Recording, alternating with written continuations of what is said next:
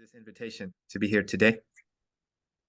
Dada was in my class actually at the Neo-Humanist College, and that class was I tried to bring examples of neo-humanist principles from all of the different continents in the world, and one of those continents was Africa. And I think maybe Dada enjoyed the class, which is why he invited me. So I hope to make this class also enjoyable for everyone here. I will begin by sharing my screen.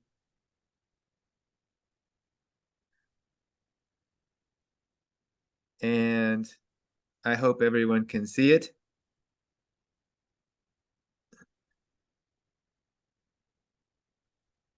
Yes, we can see it, but you want to make it full screen.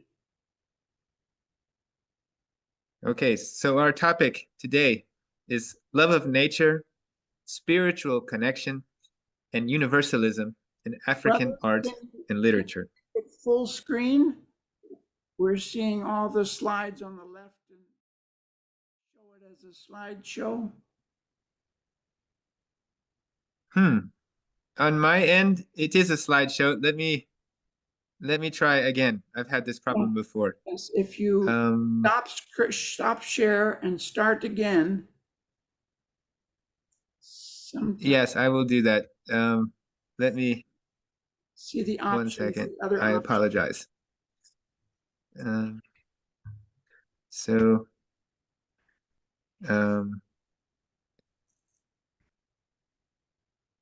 No, I lost you. Okay, 1 second. Let me remember how to do this. I'm sorry. Share screen. And then you look at the options. I have to share twice, right? No, just once, but you have to see which option you're going to share. Do I have to have the original document open as a PowerPoint? I think so. As a slideshow? I mean, that's what I do. I put in the slideshow, and then we click on the slideshow actually. But you can try here. You can try here to go to slideshow. Let me try one more time. On the bottom, on the right button.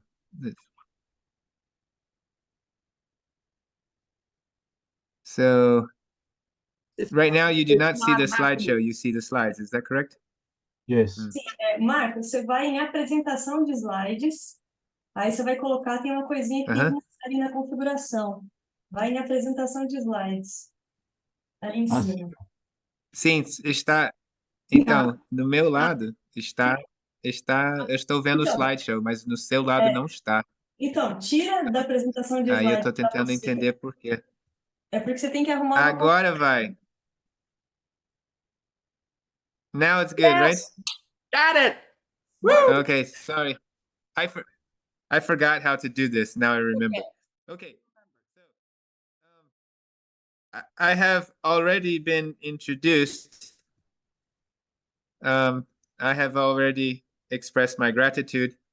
I want to speak very briefly about my background and how it relates to the topic. I am originally from the United States, from South Carolina, and my family is Brazilian, so I am Brazilian American. My first contact with African culture was indirectly through contact with African American culture. As you may or may not know, in this American South, there is much racial division. As the son of Brazilian immigrants, I was faced with choosing between basically a white identity or a black identity. Due to my appearance and also my parents' cultural background, the white identity was more appropriate. I had little contact with African Americans until high school. And my first contact was very special because for the first time, I saw very vibrant colors. I saw vibrant music. I saw dancing in a way that I had never seen before, except maybe on TV or in the movies. And at a young age, I even felt for a time, wow, I wish I were Black. It's seems like fun. I did not know at the time so much about racism and all of the problems associated with racism. My second contact, significant contact with African culture was in Brazil.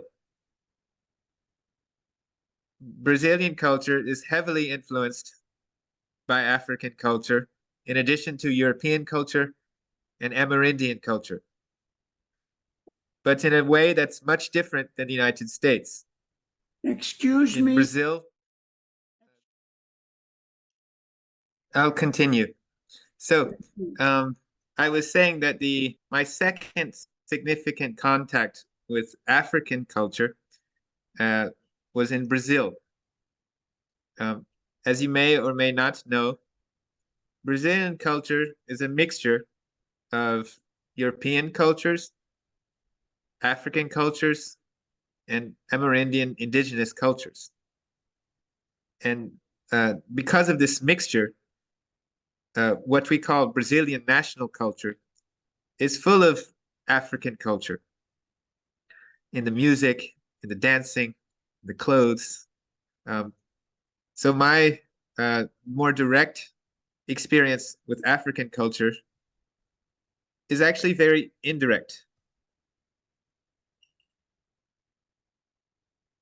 And my slides stopped moving.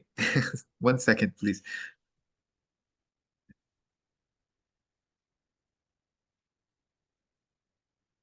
Okay, moving again. Okay, so I say this because when I speak of Africa or African culture, I do not speak, obviously, as an African. I'm not a specialist on Africa. I am what I have told you, but what I do have to offer is empathy with African people and culture, solidarity, and also a shared sense of humanity. We are all human beings, despite our diversity of cultures.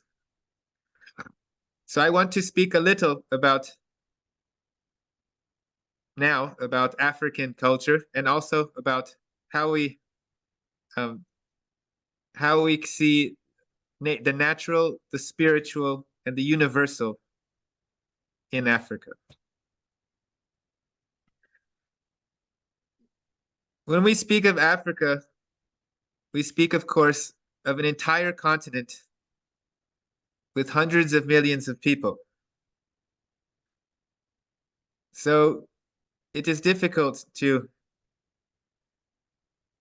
summarize everything into just one idea or one word or one concept. What most of us know is that the earliest humans come from Africa. Some of the earliest civilizations also come from Africa, Egypt, Carthage. In more recent history, though, in modern history, what we know about Africa, and when I say we, I speak again from a Western perspective, from the West.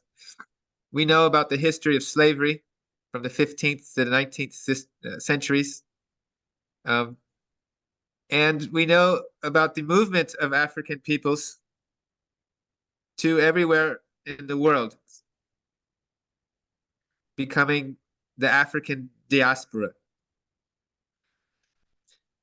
We know about the history of colonialism. Africa was colonized by Portugal, by Spain, by Great Britain, by France, by Belgium, by Germany, by Italy. And that has created a legacy in Africa and also in these countries. This is a map of colonial Africa based on the flags.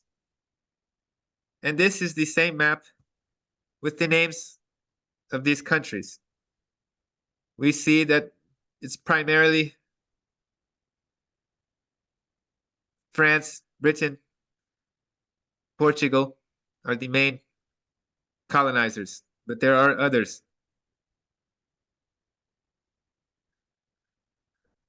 In the 20th century, there was a great movement of decolonization in Africa that led to independence. It was realized often through war. And in the aftermath, there were lots of civil wars, and Africa is still a continent marked by war today, war and civil war. So Africa is still defining itself as we speak. This is what Africa looks like today in terms of nationalities and flags. And these are the current African nations. Many or most of which still speak the colonial languages in addition to indigenous languages. As for nature,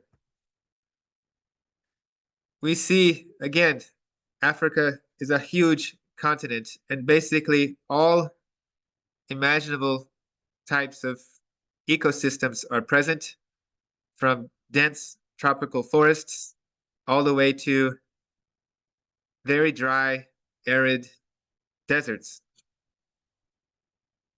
And of course, if we want to speak later about nature in African art and literature, we have to consider which nature, which ecosystem, usually based on where the artist or writer comes from. In terms of spirituality, there are, we could say, three major religions in Africa. There's Christianity, which actually appeared on the continent very, very early after the death of Jesus in the 1st century. Then, of course, through colonization, there was another wave of Christianity, and it is the dominant religion on the continent. Islam followed Christianity also in the 7th century of the Common Era. But at the same time, and obviously before these two major religions, there have been, and there are folk traditions, folk spiritual traditions, most of which are based on a belief called animism. Animism comes from the word anima, and it's basically a belief that all of nature has a spirit or has a soul. And there are many forms of animism. One form is polytheism, where you have many gods. And another is pantheism, where basically God is the universe. God is manifest in the universe. So we see in the folk traditions, the folk spiritual traditions of Africa, we see this animism either in the form of polytheism or in pantheism or both at the same time.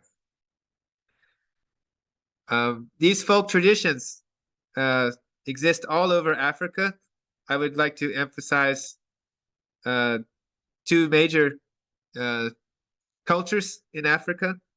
One is the Bantu peoples, which are present in Central, Southeast, and Southern Africa, and also the Yoruba in West Africa. For me, the Yoruba is more, I would say, present because of the African diaspora, and particularly in Brazil.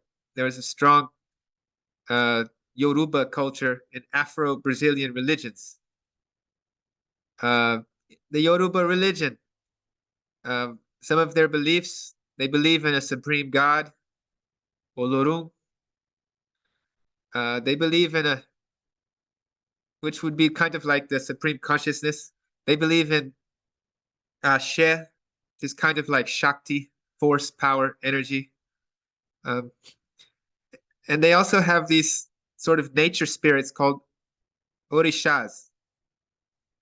The word Orisha comes from the word Ori, which means soul. Because of the African diaspora, the Yoruba religion spread throughout the New World as Santeria in Cuba, Trinidad Orisha in Trinidad and Tobago, and in Brazil, in Candomblé and Umbanda. Here are some examples of the major Orishas, at least in Brazil, but they all come from Yoruba culture in Africa. You have Yamoja, which is the goddess of the seas and the oceans. Shango, god of fire and thunder. Oya, goddess of the winds and storms. Oshasti, god of the hunt and forests. Ogun, god of war, fire, and technology. Oshun, goddess of fresh water. Eshu, the messenger god, sort of a trickster. Babalu Aye, god of plagues and skin diseases. Nana, goddess of mud and riverbeds. Osun, god of leaves and medicinal herbs. Oshumare, god or goddess of rain and the rainbow. Obatala, god of creation. So as you can see, or as you have seen, these orishas, these spirits, deities in Yoruba culture, tradition, they're very connected with nature. So there's no separation between spirituality and nature in the African folk traditions. And we will see this later in the art. As for universalism in African culture, there's an old concept, which is also very contemporary, which I am researching now to become more familiar with, and it's called Ubuntu. I'm not sure if I pronounced that correctly. It has been termed a sort of African philosophy, an African humanism. And the word Ubuntu means humanity. And there is a phrase, which I will not read in the original language, but that translates to a person is a person through other persons. So as a guiding philosophy, we see a little bit of how the concept or principle of humanism is not just a Western concept. It's a concept that occurs in many different cultures, and here it's part of African culture, the African tradition. And it also shows how African culture uh, is very much or has been very much tied to the idea of the group and of the community, unlike modern Western culture, which values the individual. Another form of universalism present in Africa that has been present is more from the 20th century. It's called Pan-Africanism. In this case, it's universalistic in the sense of one Africa despite the many African cultures. The idea is that all people of African descent have some sort of unity, and it's a desire to create unification with a diversity of peoples. So in that sense, it is a form of universalism particular to the African continent or to African culture, to African people. A related idea in French, it's negritude, or in English, blackness, is very similar. The idea of one black culture that can unite all people of the originally from Africa, either living in Africa or living overseas as part of the African diaspora. And it's related to the idea of a black consciousness.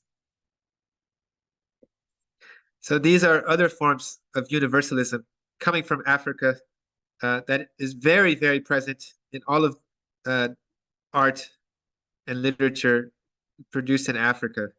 Maybe not all, but in much of African art and literature. And this, of course, is an image of Africa with the colors of the Pan-African flag, and also this idea of struggle for independence, because it was these ideas of Pan-Africanism, of negritude, that led to the revolutions and independence movements in Africa. And often these movements, these revolutionary movements, were inspired by art and by literature.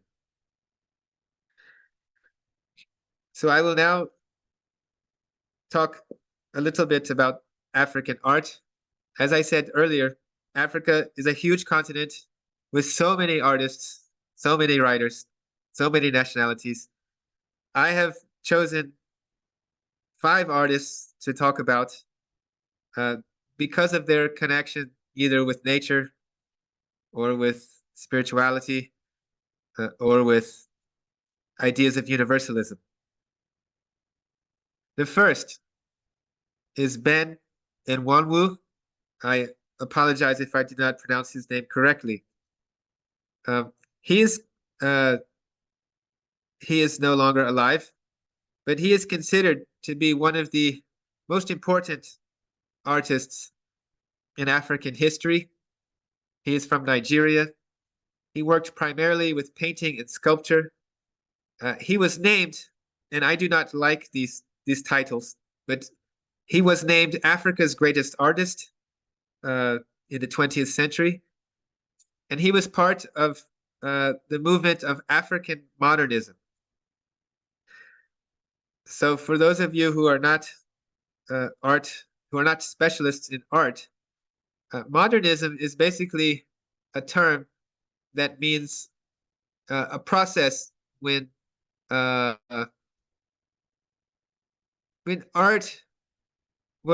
becomes modern. What that means in principle is that there is experimentation, there is renovation, there is abstraction, there is fragmentation. There are many things, sort of new developments in art that can sort of separate traditional art from modern art. In the case of African modernism, we have a combination of techniques from the European avant-garde, from the European modern artists, people like Picasso, for instance, and African traditions. Interestingly enough, or ironically even, European modern art was influenced by traditional African art. Picasso was inspired by African masks. So when we speak of modern art, or particularly modern European art, there is already the presence of African traditional art.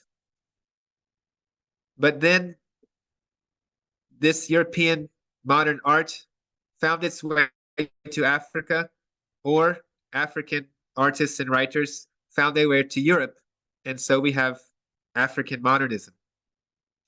In the Ben and Wanwu, in addition to creating revolutionary art, was also interested in revolutionizing culture. He was an inspiration for Black nationalism, and he was also inspired by Black nationalism, and he was a critic of colonialism.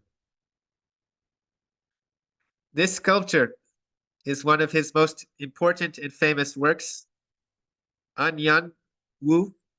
It means sun. I'm not sure the language. And it is based on a deity from his culture. Another word, I'm sorry, the subtitle for this sculpture is called The Awakening. He said that he wanted to create a sculpture that basically signified the rise of the new nation. He also wanted to honor the figure of woman, to the extent that women are strong and they also give birth to a new person, right?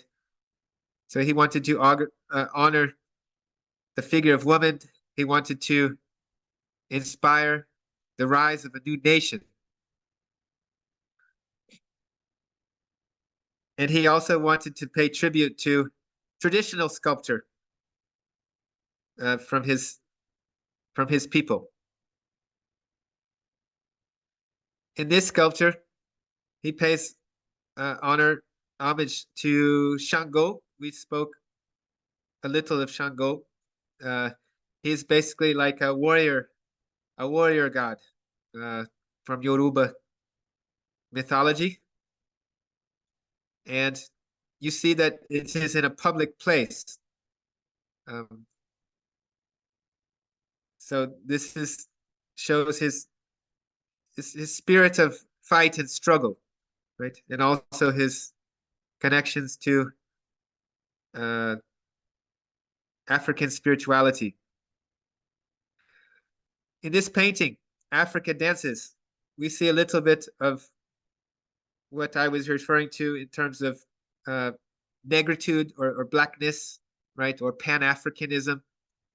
So even though he is from a particular country, area of Africa, he is making art, universal art for all of Africa. In this case, he's honoring the dance of Africa.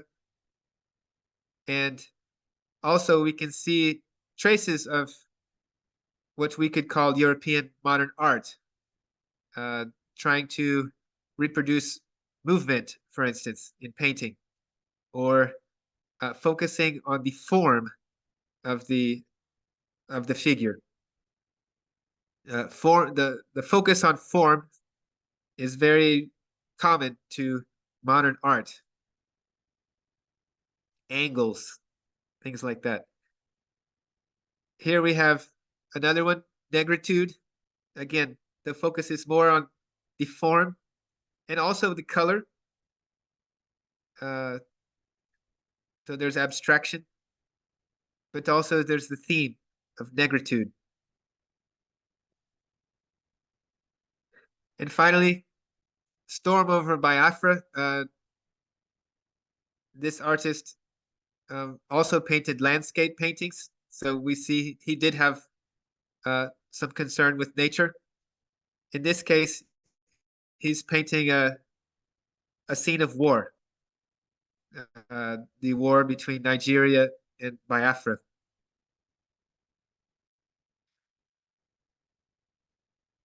Moving on to another artist, El Anatsui, and please again forgive me if I do not pronounce his name correctly. He is from Ghana, although he does not live there anymore. He's primarily a sculptor, and he produces installations and assemblages. An assemblage is usually when you take lots of things and put them together and make them into an artwork. Often they are found objects or objects that are being reused for some other purpose. Like Ben Nwanwu, he also mixes modern and traditional techniques, and he's special because of his use of recycled materials, primarily bottle caps. And when an artist uses these kinds of materials, by analogy, he's making certain commentary about the world or criticizing the world in some way. Modern art is a critical art. So when an artist uses recycled materials, it's like, in a way, he is saying, he is criticizing consumerism. He is criticizing, he can be criticizing consumerism. He can be arguing for transformation. And he can be also making a statement about the environment. So in this case, many of his installations involve imitating fabric. So when we look at this, in this case, man's cloth, we think, oh, it looks like a tapestry. And in a way, it is a tapestry, but at the same time, it is not made of cloth. It is made of bottle caps, rum bottle caps to be specific. So we can see how he's mixing a sort of traditional art, which would be the art of tapestry, handicrafts, and something more modern in the sense of using rum bottle caps in order to make a statement about many things, which I will say in a few seconds. Here's another one of his tapestries, again made of bottle caps, copper wire, but we see the title suggests a certain spirituality also between earth and heaven. Another one, Earth's Skin. This one can also suggest a sort of ecological message, right? Or some kind of connection with the environment, right? But they are all similar in terms of the techniques used, the material used. And this last one I want to comment on a little further. And basically, the reason why this artist chose to use rum bottle caps, it's something that happens a lot in collage as an art form and art in general, but it's the possibility that art has to speak without speaking and say things without saying anything. And in this case, it does so by analogy. So why rum bottle caps? Well, rum was a major trade commodity that linked the Africa with the Americas and with Europe. And when we think of this trade, we automatically think about colonialism, about the colonial history, and we think of the violence associated with colonialism. So the blood can symbolize this violence, right? The copper wire connecting the bottle caps can symbolize the connection between Europe, the Americas, and Africa. But art is also interesting because it can hold multiple messages at the same time. So this bleeding does not only have to be negative, it can be positive if you think of blood as a process of purification, of something new coming from the old.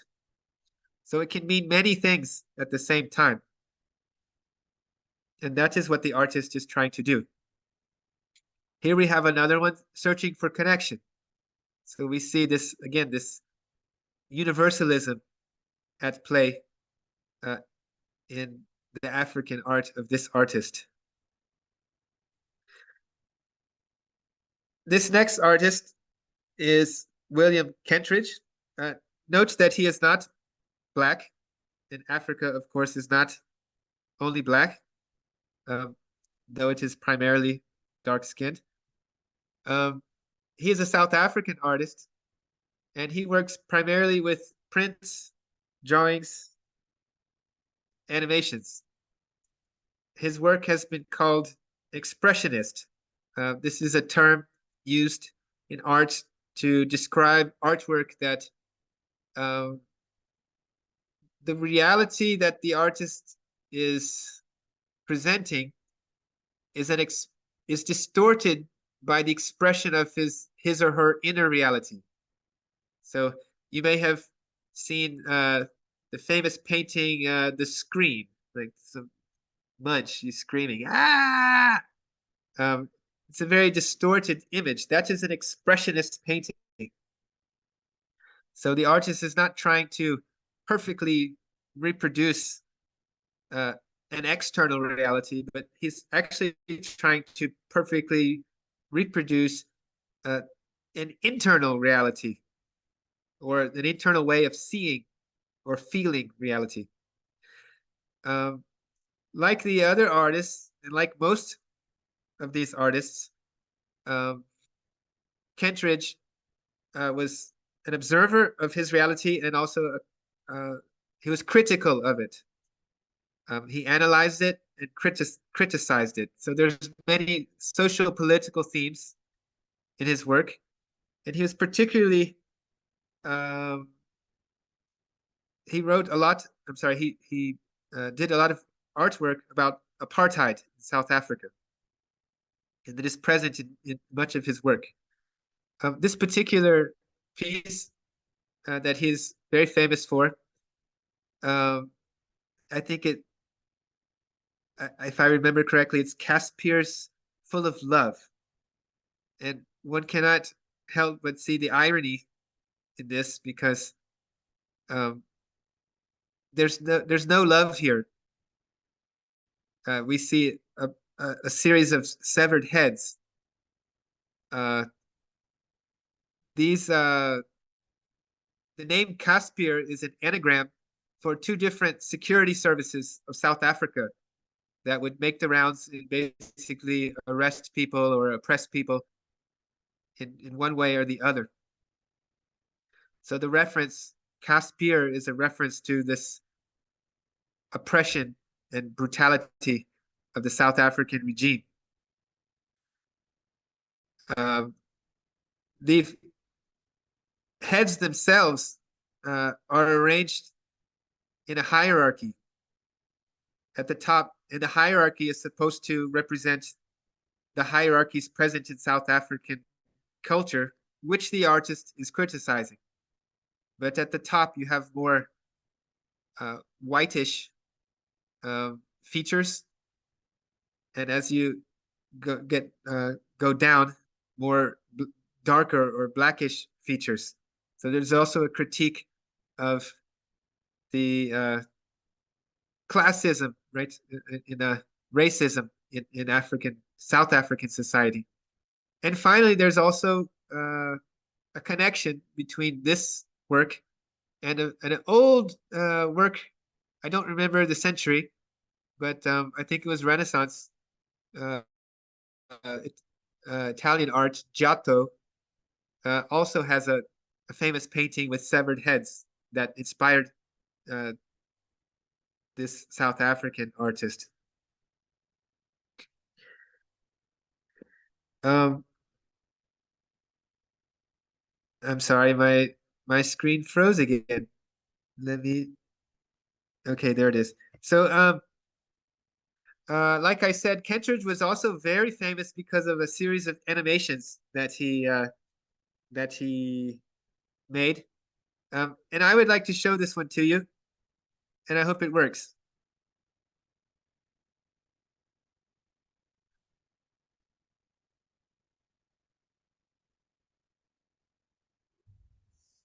Is there any sound with this? There is, but I guess you're not hearing it. Let's You would see. have to stop the screen share, click on the share sound and video boxes at the bottom, and then start it again. You know what? I Why think it would don't be you just go prudent. on? Yes, I would like to then invite everyone later to see this video. It's on YouTube also. It's called Mine. 6 minutes long. It's a beautiful video, although it's talking about very unbeautiful things. But it talks about the mining practices in South Africa, the environmental destruction. I'll put the link in the chat. Okay, and so environmental destruction, social oppression, and there's even spirituality in it also. Next artist, Fatih Hassan. Um, as his name suggests, he's um, Egyptian. He's also famous for installations, painting, drawing, photography, and particularly calligraphy. And what he does with Arabic script is amazing. But like the other artists, it also has a special meaning to it. Basically, inspired by the form of Arabic script. And again, this is something both traditional and modern, because modern art is characterized by formalism, by abstraction. Inspired by the form of Arabic script, he basically creates images that are impossible to read. They are illegible. And he does this to comment on the erasure, on the erasing of African culture because of colonialism. So the fact that you cannot read it is analogous, is similar to the fact that these cultures have been erased by colonial powers, colonial forces. So in this painting, we have this many things we can see, but we see the script, right? We see the idea of illegibility, the unknown. We have the sense of identity, right? Of an identification. The shape of the writing is very similar or almost the same as the shape of the artist. Maybe it's like it's a self-reflection, or he's looking at himself. I say maybe because we are the interpreters. The image says what it says, but we have to try and interpret it. Here, Shed the Soul, we see similar technique. In this case, the spirituality is evident in the title, but also in the use of the Arabic script. We should recall that the Arabic script was is considered to be the handwriting of God in Islam. Right? So it's very special. The writing, the calligraphy. Here we have, again, sort of an investigation into identity, division, and the two colors here, of course, black and white. And this division can mean many things, but again, if we think about cultural identity, we think of foreign influences, maybe European influences in the form of art, in the form of culture. We can also think of erasure, right? Of white culture erasing black culture, or there are many ways to think about it, but in the end, what we can see for sure is this idea of a division that this artist feels or is trying to portray. Here we have another image with someone is drawing on this. I did not know that was possible.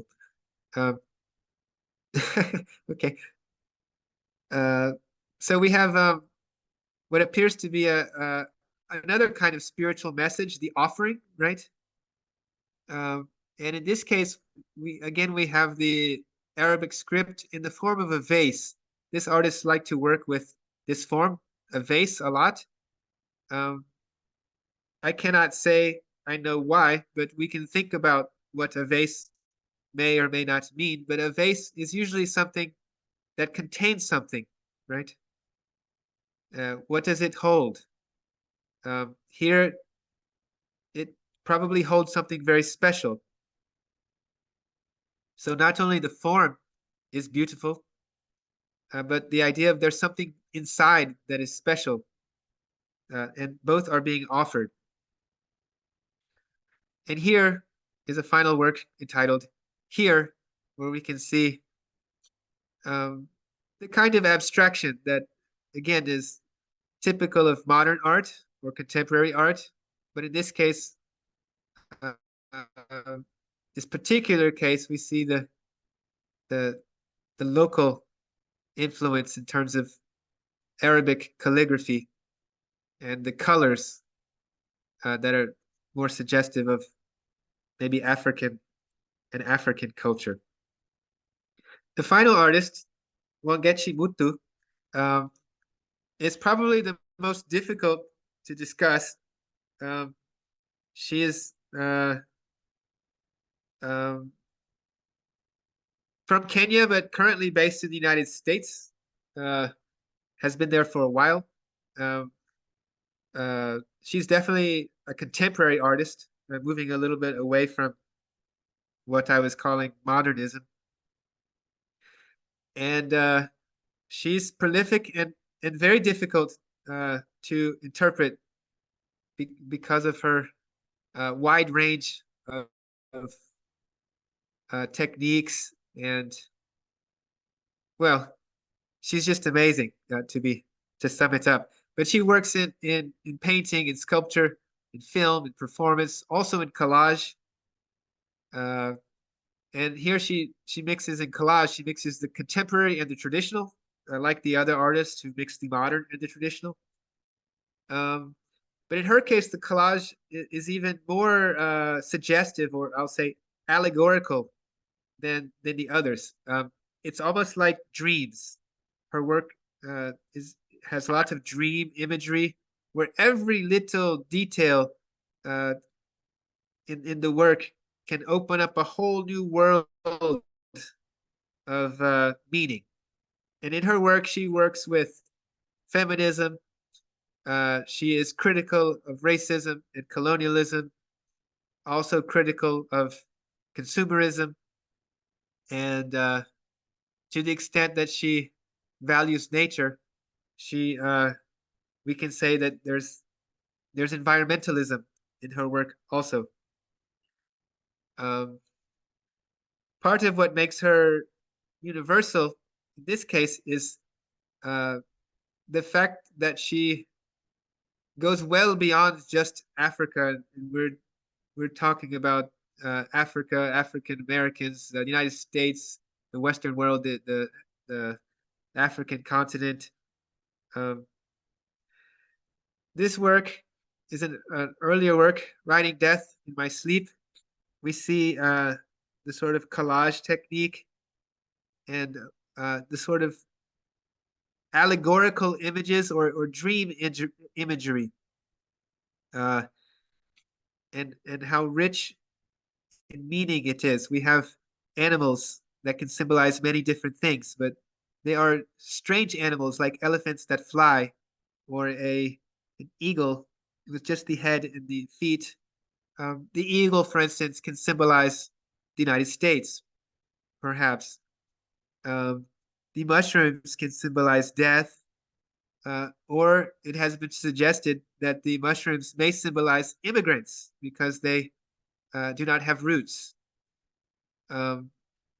We see white skin on the face, but we also see black features and very, we'll say, exaggerated lips that add a touch of the feminine, plus the leopard-like skin. In this next image, "Yo mama" is a very typical phrase spoken by African Americans in the United States. Yo mama, which basically means your mother, but it has some kind of attitude to it to say yo mama. In this particular painting is actually a tribute to the mother of Fela Kuti. Fela Kuti was a famous African musician, I think in the 1970s. And I don't want to talk about his music, but it was very liberating. But his mother was considered the first feminist in, I believe it's Kenya. And she was the first woman to drive a car. She was one of those pioneering women who broke all of the rules that the men laid down for them. And here we have a little bit of that theme of feminism by a woman. She's supposed to represent Eve. And as you may or may not know, Eve was tempted by the devil in the form of the serpent in the Bible. So here we have a penetrating serpent, like a phallic image, penetrating Eve's world. But here Eve has cut off the serpent's head and is stepping on it with her stiletto heels, which is also a symbol of the feminine, we could say, and sexuality. There's a lot of sexuality in this artist's work. Speaking of sexuality and feminism, Misguided Little Unforgivable Hierarchies speaks a little bit about how women, not just Black or African women, but all women, have been oppressed by men, by the male gaze, turned into objects of desire. So we see a very sophisticated collage with some sexual imagery. There's the stiletto heels. There's lots of pornographic imagery, pieces of body parts, lots of lips, all sort of glued together in this kind of surreal image, with, again, lots of sexual undertones, but also a kind of liberating. There's a liberating power to it. Another one, The Noble Savage. For those of you who remember a little bit about the history of the Americas and colonization, there's always been this figure of the noble savage. And the noble savage was always a European fantasy of an indigenous person who adopted the ideals and practices of European civilization. So the noble savage was the civilized, good savage who obeyed the European colonizers. And on the other hand, there was the bad savage, or the cannibal, who did not accept European domination, did not accept the colonizers and responded with violence. So here we have a sort of exploration of this idea of the noble savage, but with some irony in there too. But there's a lot of nature here. There's lots of birds and trees and this. And to be fair, a sort of I forgot the word, but identification between woman and nature that is common in culture, in lots of cultures, in lots of art, mostly from a patriarchal perspective, associating woman with nature in order to exploit both. But it can also be transformed into a liberating perspective, right? An identification between woman and nature. And here we also see, last image, a woman sort of riding what appears to be a kind of tree trunk with roots. These images often go beyond our capacity to interpret, to understand. But so do dreams, and we still try to interpret dreams anyways. But I want to move on then. We have approximately 20 minutes. And so that was a sample of African art, 5 artists from 5 different countries. And I hope to show how there were elements of a love of nature, spiritual connection, and universalism in their work. In the sense, in terms of universalism, much of this universalism is just the idea of going beyond the individual or the local. So any work that tries to unite the diversity of Africans into one Africa, or in this last case, the diversity of women around the world to one, feminine. These are examples of universalisms in their own right. Moving on to literature, I want to try something. I like to experiment in classes. So basically, I have there are so many writers in Africa, just like there are artists. This one, Chinua Achebe, is one of the most famous, at least outside of Africa. I imagine inside of Africa too. He wrote a famous novel called Things Fall Apart, short stories also. Mia Couto is another writer from Mozambique who I particularly like. But they are novelists, and we cannot speak. I cannot show you a novel in 10 minutes, but we can discuss poetry. So I have separated one poet from the 3 major, one poet each from the 3 major languages in Africa, which are Portuguese, English, and French. From Portugal, we have Agostinho Neto. From Portuguese, Angola. He was a doctor, he was a poet, he was also a politician, and he was a revolutionary leader. He was the first president of Angola and was part of the anti-colonialism movement and African nationalism movement in that country. So I have some poems from him. I have some poems from Keropetsi William. I cannot pronounce his last name, but his nickname is Bra Willie. He is from South Africa. He's a journalist, political activist, and he was the National Poet Laureate of South Africa. He moved to the United States to escape, persecution.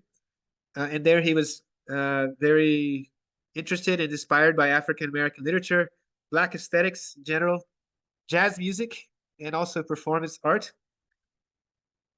And finally, we have Alain Mabankou from Congo.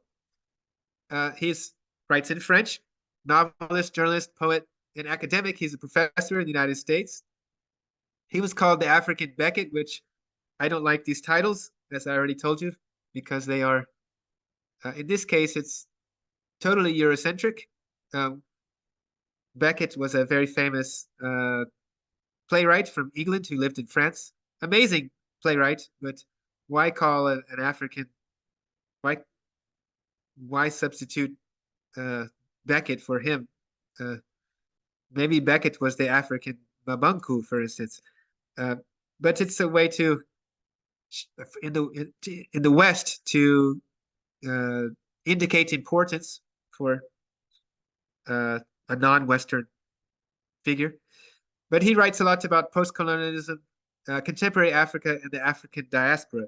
So what I want to do in about let's say 10 minutes is I'm going to stop sharing for a second. I hope I can go back.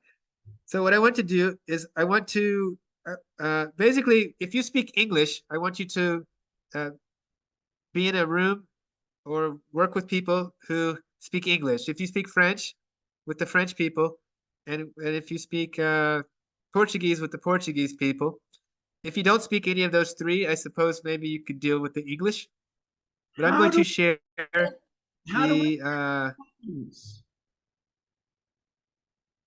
You haven't put them in the chat. That's a great question, and I'm trying to share again. Okay. They didn't go. Let me put it again. I have a PDF. I'll put it in the chat also. But let's see. 1 second. So okay. It says I can't upload it again. Let me try again. So Mahavir, I put it in the chat.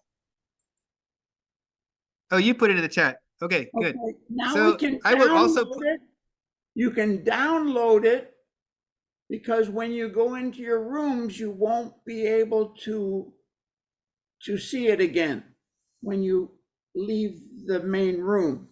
So download it now, and then you can share it in your breakout rooms. And yes, thank everybody you. This can technical part, share I'm screens. so happy to have your help. You so- can share so screens this is- in your breakout rooms. This is what I would. Sorry for interrupting. So Go what ahead. I would like everyone to do is basically whatever room you're in, hopefully it's based on the language you speak. So if you're in a Portuguese room, pick one or two of the poems by Agostinho Neto and read them together and think about what we talked about. Where do you see love of nature or spiritual connection or universalism in the poem or poems? Same thing for the whoever's working in English with Bra Willis work poems. Again, pick one if you have time. Pick two, or do two. There are only two. And finally, the same thing with the French. And at the same time, go ahead, Dada. 10 minutes. Let's Right. do it. 10 minutes.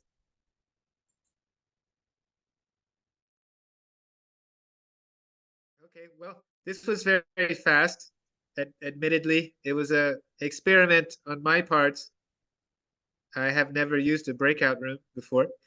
But hopefully you all now have had a quick introduction to African poetry, and you can always read on your own. You can use these writers as references. The same goes for the artists, and there are many, many, many more. So I'm very happy. I was very happy to be able to share this class with you all. And is more of an introduction or a panorama to African art and literature. But it's not only a whole continent to discover, but a whole universe to discover for those who don't know it, and for those who do, there's always more to discover. So thank you so much, and I will conclude my parts now, and I will hand the not the mic, but hand it over to Dada.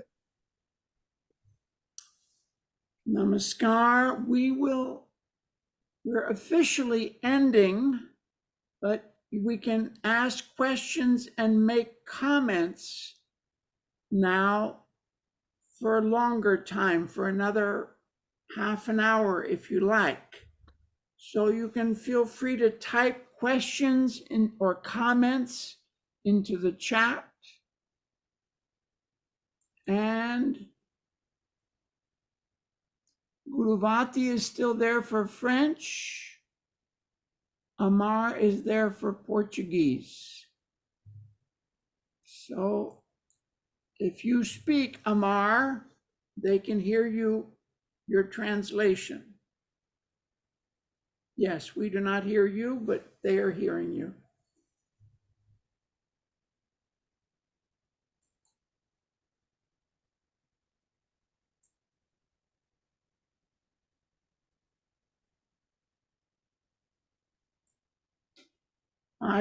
The survey, the evaluation.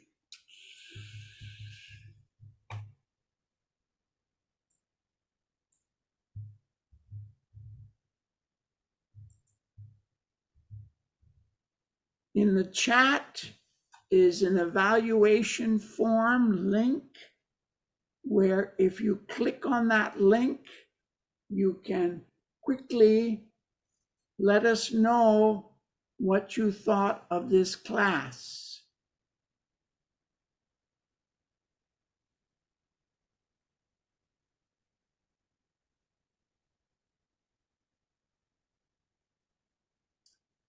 Dada, should Mahavir, I answer the questions? yes, please, but you read the question first so we know what you're answering. Okay, so Dada Ginananda said the link to European art was very attractive, and I mentioned Picasso, and he wants to know if there are other cases in the same line. There actually are a lot. My PhD dissertation, I explored a lot of the links between so-called primitive art and modern art. So particularly with Africa, so Picasso is probably the main figure. He visited museums in Spain with some of the artifacts stolen from Africa, and it produced a profound shock in Picasso and affected his artwork very deeply. Mainly the African masks. You see some of this in his early artwork, but more important for the European artists in general was they saw in African art abstraction, which was for them something new, but in Africa it was old, traditional.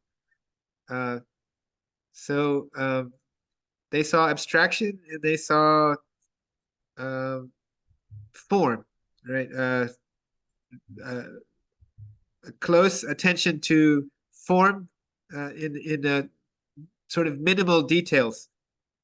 So Picasso was inspired and imitated this. There was also a movement called Dadaism, which is not related to Dada, to Dada, any of you Dadas, but Dadaism was a mostly a nihilist movement in art history, 1920s, more or less, a little earlier. And many of the Dada poets, for instance, in 1915 and 16, they were very interested in the sound of like African language, let's say. So they created sound poetry, which was actually a terrible imitation of African language, but in their minds it was like very magical, abstract because it was meaningless for them.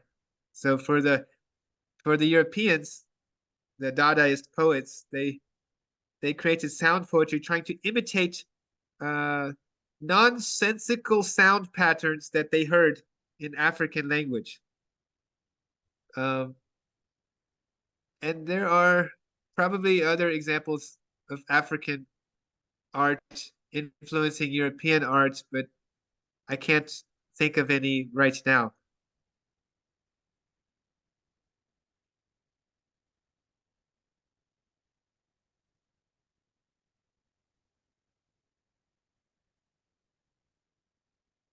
Music is another one actually. There's a lot of musical influence. In this case, to be fair, African art and African American art are not synonymous. But to the extent that African American art has traces of African identity and African culture, the entire beat poetry movement was inspired by African American jazz and also African oral culture. And interestingly enough, if it weren't for the beat movement in the United States, inspired by African culture, right? African jazz and even language, there would be no hippie movement. And without the hippie movement, yoga would not have become so popular in the United States.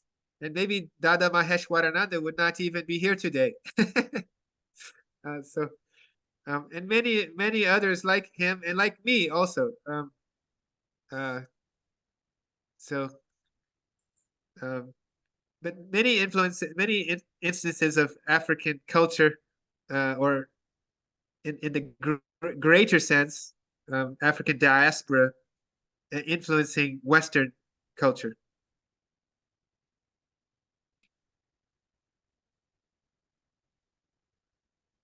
Dada Girananda asks, if that is true, how could we justify the idea of civilizatory missions that were undertaken even by the Church of Rome in view of enlightening the so-called barbarian Africans? I think Dada's question already answers it. We cannot justify it other than a very cruel and pathetic joke at times.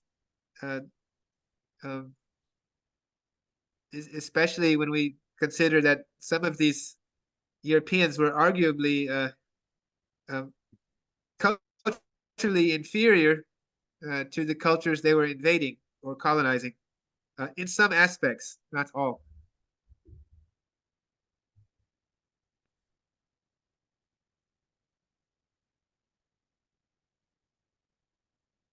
Namaskar.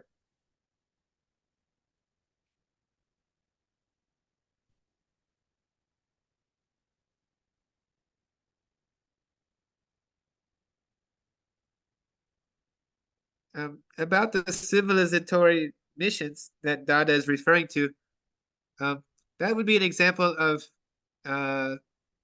humanism, Western humanism, which is very contradictory, which Sri Sri Anandamurti, P.R. Sarkar, criticizes when he talks about neo-humanism, because this so-called humanism that civilizes other countries by enslaving them or oppressing them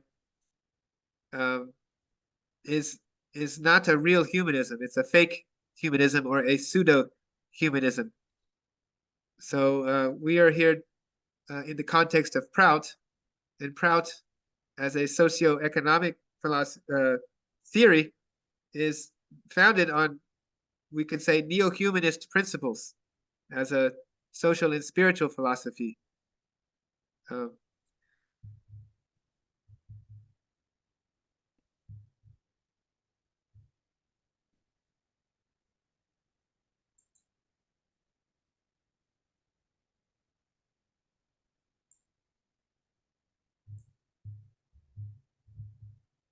I don't see any other questions. Maybe they're here.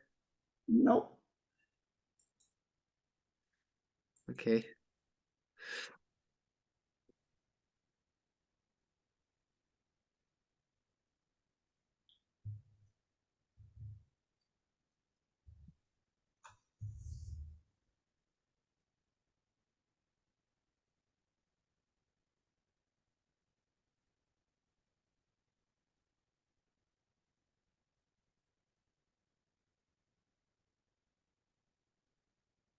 I have a question for Dada Ginananda, if he's there. Um, if there's a tendency in the West to always exoticize other cultures, Amerindian cultures, What was the Asian word you cultures, used? What or was the African cultures. verb? To do what to other cultures? Exoticize, to To turn make them exotic. to make them seem very Funny. exotic and strange. Okay. Yes, so you know, I am a Westerner, and I will always be a Westerner, and I will always have a Western perspective. Uh, in particular, a more or less white Western perspective. Um, and when I researched these artists, um, I was researching insights like from Western art museums. Uh, so, in other words, there's a tendency uh, to to promote certain artists and writers that reflect Western values. It's normal, but uh, I wanted to ask someone from Africa whether um, this was something that is a concern, right? Say, oh, this it happens in Brazil, for instance. A Brazilian artist becomes popular only because the Americans or the Europeans start valuing him or her, and then they become popular at home. So if this happens in Africa too, like the person has no uh, importance or significance until they start becoming popular in Europe or popular in the Americas, and then all of a sudden then the local Africans value them. Does that happen in Africa? From my experience when I was there in Africa, the musicians which were popular in Africa later on became popular in Europe. It was not the reverse. It was not that they were popular in Europe, then they became in Africa. Mostly, again, when you spoke of Fela, there is one artist, Fela Kuti of Nigeria, was very popular, and he was a pure African guy. Never went out. In Congo, we have many artists which were very popular in Africa, later on became popular in Europe, like Bemba and other people. But I take that as those affluent countries put themselves in the center of civilization, and they behave like they are the guys who know better. So whoever they approved of, they popularize them, and then they become popular all over. But that is in line also for maintaining the spirit of the culture, since they only accepted those people who are in line with what they think. Now, in Africa, when I was in high school, I studied a little bit of arts by my teacher of arts at high school. And it is really amazing. I'm very sorry that I did not become a student of arts. But by the study of a mask, they'll show a mask. And with studying the lining from the eyes, the side of the nose, the mouth, the shape of the head, they could tell you about all the belief of the people, about the spirituality, about the social outlook, about. So it was really very deep. You can see I'm not even able to remind me. I was asking, in fact, offline to Guruvati, we were trying to get one great artist of Burkina Faso, who is, he has a museum of himself of mask, of different masks. He teaches about African masks. But unfortunately, I think we could not get him. But it is diverse, it's full of culture. And I have to thank you for you coming, because you awakened that sentiment that I have when I was young, when you spoke of Picasso. And I remembered actually humanity is one. So when it comes to art and knowledge and all these things move from one place to another, they are improved in another place. So the colonizers, then I not say the Europeans, because when we speak in general terms of Europeans, we put all white people into that sack. I think that is not fair. But those who are the power holders and in Europe, they try their best, most level best, to belittle everyone else. But when actually they have learned a lot from Africa, I'm sure Africa also learned a lot from Europe, from Asia, from all these places. So that's what I would say. Thank you, Dada. Thank you for coming. I think you have a question from Karunesh. The question maybe Guruvati is there? Guruvati want to translate? No, you can translate, Dada. Okay. The question of Karunesh is, what are the symbols and motive used to express spirituality, the connection of spirituality in the African arts? So I guess my specialist in art will be the one to reply that. Oh, that's a difficult question for me because I'm not a specialist in African art. But from what we could see today, I think sometimes it's the reproduction of figures from African mythology. So we saw Shango, for instance. We saw I can't remember the title. It's An San Yan Wu or something. So in the art from Ben and Wanwu, so we have direct direct reference to in this case Yoruba mythology or African deities. In Fatih Hassan, we saw the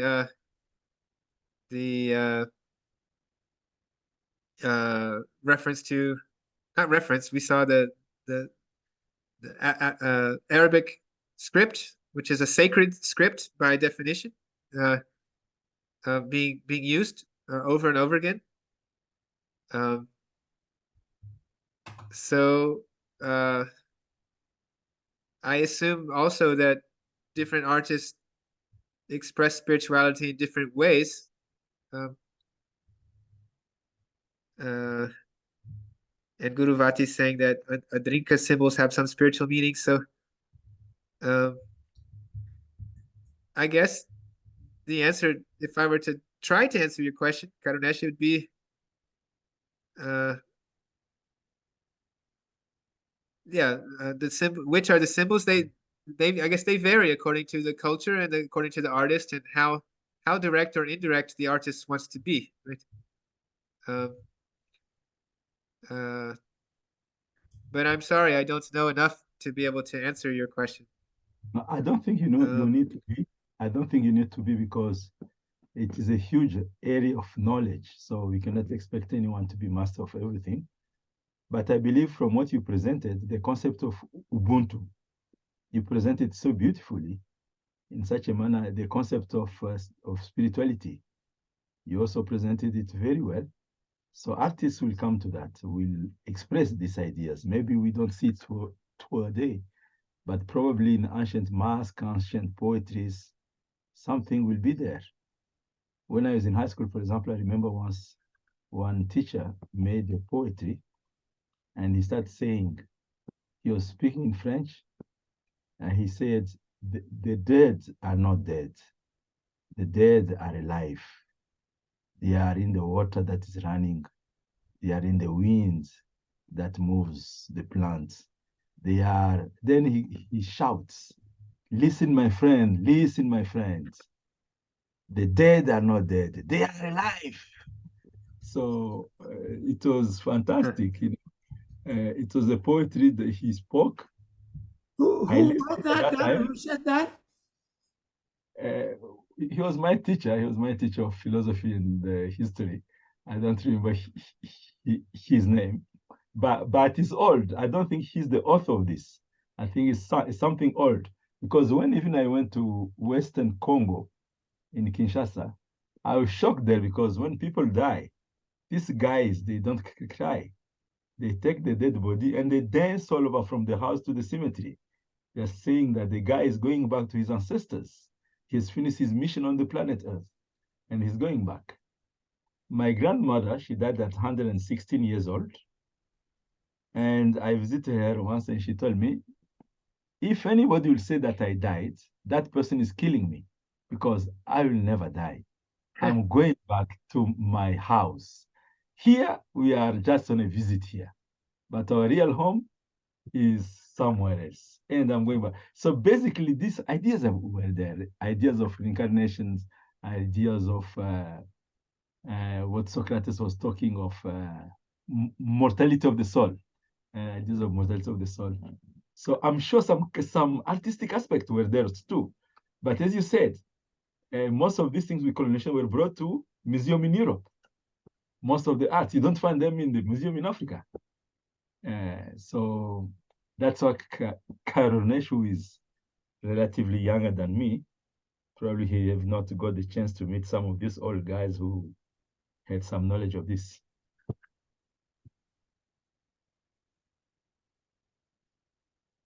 There are a couple of other questions here. There's one, how can Prout deconstruct this idea of cultural superiority in practice? Um, I guess I would answer from more a neo-humanist perspective in general, but in the spiritual philosophy and social philosophy underlying Prout, there is no room for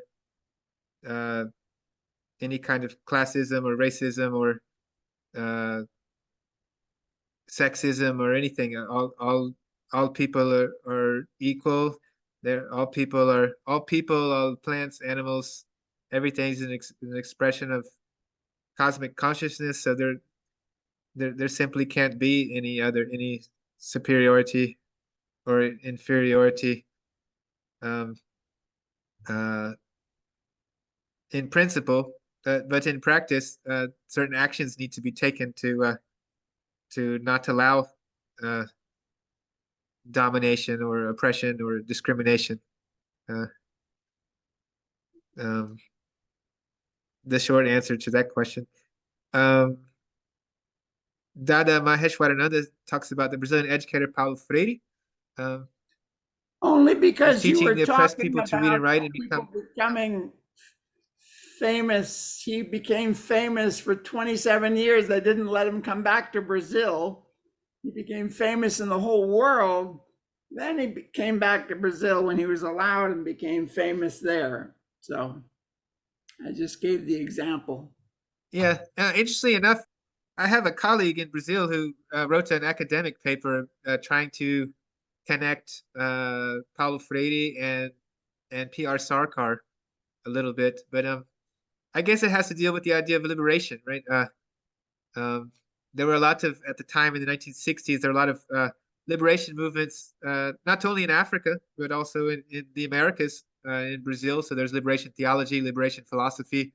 And I don't remember the term for, I don't know if there's liberation education, but Paulo Freire was definitely in that milieu of liberation movements, and through with him it's through education, right? Right. Um,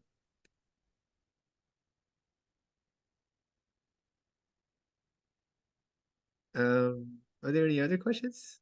Wow, somebody posted the poem about Guru Vati size. found, Guru Vati found, Birago Diop. exactly. And the Uh, poetry, I think, will be interesting to listen to it all. It's really amazing. If Guru Vati want to read it, or Shiva Priya.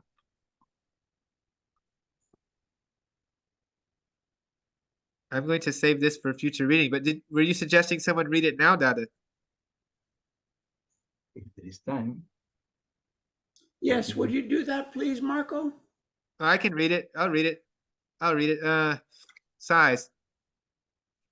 Hear more often things than beings. The voice of the fire listening. Hear the voice of the water. Hear in the wind the bushes sobbing. It is the sigh of our forebears. Those who are dead are never gone. They are there in the thickening shadow. The dead are not under the earth. They are in the tree that rustles. They are in the woods that groans. They are in the water that runs. They are in the water that sleeps. They are in the hut. They are in the crowd. The dead are not dead. Those who are dead are never gone. They are in the breasts of the woman. They are in the child who is wailing and in the firebrand that flames. The dead are not under the earth. They are in the fire that is dying. They are in the grasses that weep. They are in the whimpering rocks. They are in the forest. They are in the house. The dead are not dead. Beautiful. Beautiful poem. It's amazing, even when he makes allusion that they are in the child who is wailing. It is an allusion to reincarnation, that child who is coming, you know. So when we speak of culture, the culture in Africa, with the religion which came from Semitic religion, let's say, so there is no scope for any such thing as reincarnation, and Africans are caught into this. Dada Paramashiva wants to say something, but we'll need either Guruvati or you to translate, please, for us. Namaskar. I will speak in French, so Yes. Dada Gyana will translate. Great. Okay. C'est juste un constat, parce que vous savez, la création artistique, c'est quand même un niveau élevé de la conscience. Mais nous avons l'impression qu'ici en Afrique, on n'encourage pas tellement les talents de ce côté-là. Même lorsqu'on enseigne, on enseigne juste en passant, mais on ne donne pas vraiment de l'importance à l'art. L'art dans toute sa diversité, hein. Les écrivains, les chanteurs, les peintres, ils ne sont pas tellement encouragés. C'est ce que ça c'est mon constat personnel. Nous devons faire un effort de ce côté-là. Si vous pouvez traduire. Okay. He's telling that from his observation, not a question, but just a constatation, that he saw that art is expression of the higher layers of the mind, but that in Africa, they don't give much importance to this. They don't encourage it, whether in songs, in music, in other things. And that we should have, then he's talking about this forum, that an important place has to be given back to arts, to the learning of art and its development by encouraging artists and studies of arts. And really, it carries a lot. The whole unconscious mind of the communities in the arts is all of it is there. So neglecting it is really just like everywhere else, actually, with materialism and capitalism. Fine art has taken a very far distance. And in fact, I wanted to ask a question on that to our teacher today, to the lecture today. When you look at this art, like the Picasso art, like the Da Vinci art, you find a lot of mysteries there. You find a lot of beautiful stuff. And then you come to the modern time, and you find art for art's sake. What is your opinion on this? Where people just make there was one artist, I don't remember in which country he was fasting. I think he killed the dog by fasting, and he became a hit in the world. This guy later, so art for art's sake and this type of art, which are, what is the job of art? What is the mission of art? A little bit link it.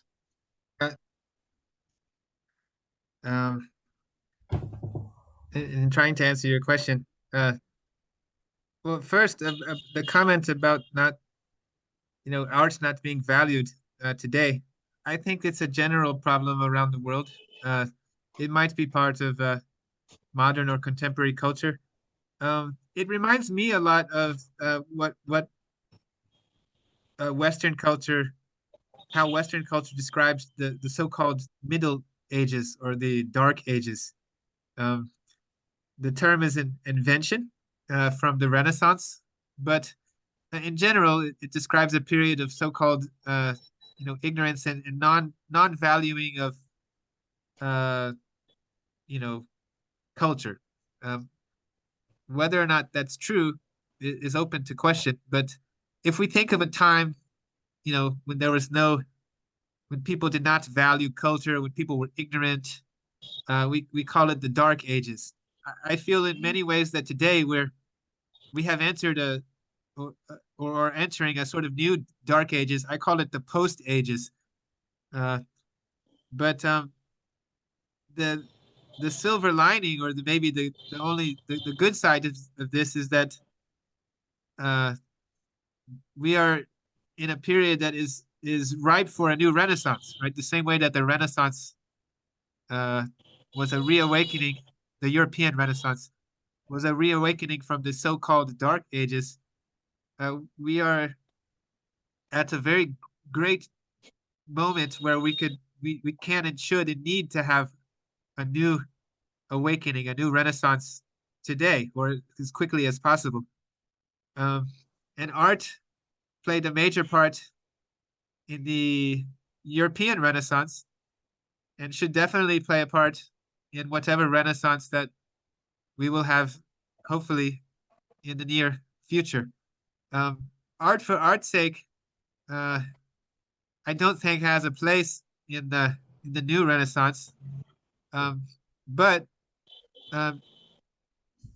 to be fair, a lot of what's called art for art's sake is a confusion. There is a certain kind of art that really is selfish, self-centered, self-interested, and does not communicate with people, and has no purpose. Is not designed to express the human spirit or to elevate the mind, and does not have that effect. A lot of contemporary art, to me, seems that way. However, there is a lot of art that appears to be art for art's sake, but the problem is actually not the art, but the problem is the lack of education of the audience. So in other words, because the audience uh, doesn't have the knowledge or understanding of art as a discipline, um, uh, the history of art, the evolution of art, um, an uninformed audience or viewer will look at the art and not understand what the art is doing or what its purpose is. And I think that is a challenge. And that's one reason why I like to teach about art in this particular kind of setting, because some of the artwork I showed today, without the proper education, may at times seem like art for art's sake. If you do not know that those fabrics from the Egyptian artist, if you do not know what he's trying to do and how he's trying to do it and how it dialogues with what previous artists did, and how it is making statements about colonialism, about humanity, about spirituality. If you don't know that, then you will look at it and say, "Oh, this guy is just, tying a bunch of bottle caps together and putting it on a wall. I can do that." You know, so that's my answer to that. This question is that again, I think art for art's sake is a harmful tendency, but a lot of great art falls into that category when it shouldn't, because of a lack of education and knowledge about art. Thank you. Thank you very much. I don't know if there is some question more. I think from the chat, we don't have more questions. I'd like to thank you, Marco, for your great presentation and for accepting to be part of this process. And Amandla Africa Samaj is happy for your sponsoring this activity by attending it. We call it African Samaj, but actually, as you can see, the topic is about awakening the Samaj, the universal Samaj of humanity. The case in study today is Africa, tomorrow will be South America, next day North America. And I have to thank Dada Maishoranda for all the efforts that he did to help us put it in place. Guruvat in France, Shiva Priya in Brazil with the Proudest of Brazil, Narada in France, who is one of the coordinators of this movement. And now you guys that you know, let's have this as our first contact, our first contact or meeting. But from here, we keep in touch. Thanks a lot. Dada Maishoranji. Namaskar. I will close the meeting now.